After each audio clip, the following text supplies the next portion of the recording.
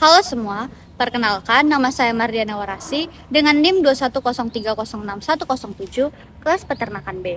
Di sini saya akan menjelaskan tentang sintesis yolk, sintesis albumen, dan sintesis kerabang pada telur untuk memenuhi mata kuliah praktikum ternak unggas yang diampu oleh Ibu Insinyur Tati Widyasari SPTMP IPM.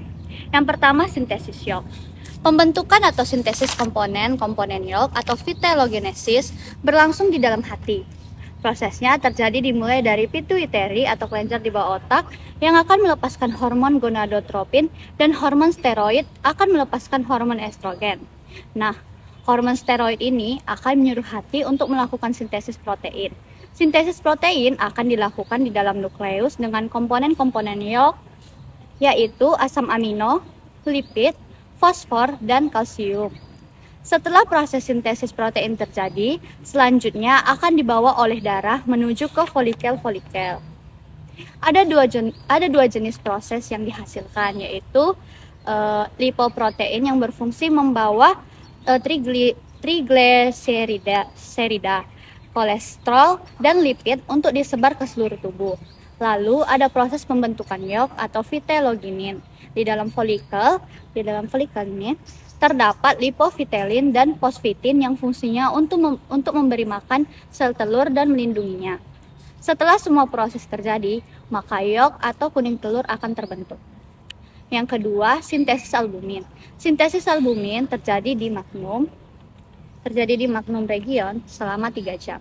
Prosesnya yaitu estrogen larut di dalam lemak akan melewati membran sel, kemudian diikat oleh reseptor estrogen.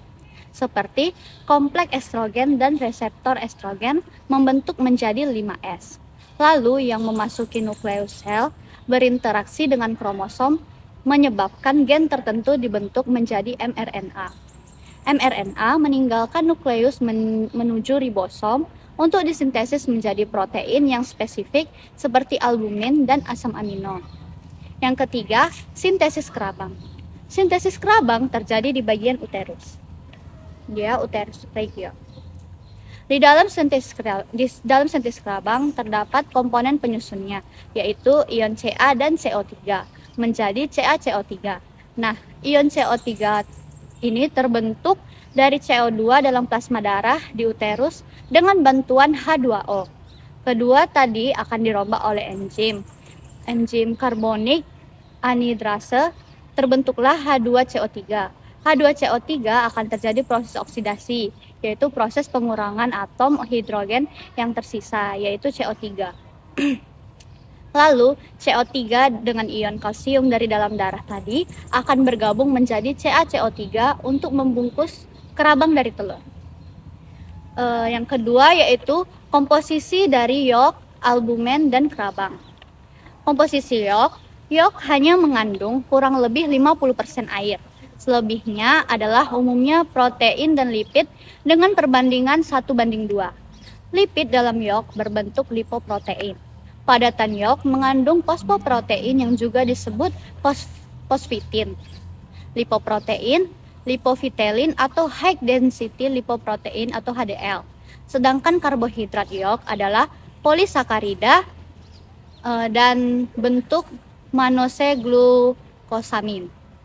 Kemudian komposisi albumen. Protein albumin terdiri dari ovalbumin 54%, ovotransferin atau konalbumin 13%, kemudian ovomucin 11%, ovoglobulins 8%, lisosim 3,5%, dan ovomucin 1,5 sampai 3,0%. Terdapat juga beberapa protein dengan level yang sangat kecil, yaitu avidin 0,05%, flavoprotein 0,8%, ovomakroglobulin 0,5%, dan ovoinhibitors 0,1 sampai 1,5%.